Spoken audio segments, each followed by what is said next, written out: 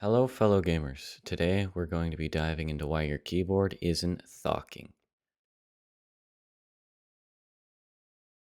Looping your switches makes them sound a lot deeper and, in general, makes them feel better. Whilst it is time consuming, I can say firsthand it's worth the effort to at least try it out. You can watch my tutorial on how to loop a key switch on my channel. The link will be in the description. If you don't foam your keyboard, chances are that it will sound higher pitched. Now, this is all dependent on which keyboard you have, the plate material, and the switches. Putting foam in your keyboard case is very easy. If you're going for a heavy thock, then I would suggest trying it out.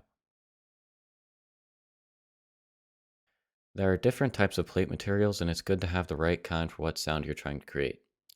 Chances are you either have an aluminum or steel plate, which are both pretty decent materials for creating a deep thock sound, but they certainly aren't the best. If you're really looking for that super thock, then I would suggest buying yourself a polycarbonate plate or a carbon fiber plate. It'll have a softer feel to it and it'll sound deeper.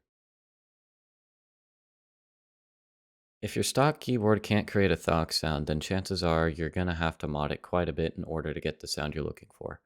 I would suggest doing the tape mod and foaming your case.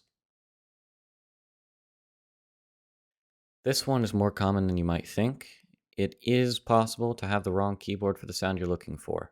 For this, I would suggest doing your research before buying anything so that you can make sure you'll get your desired sound and feel.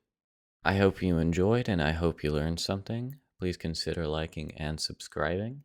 I'll just leave you with the rest of this arsenal footage.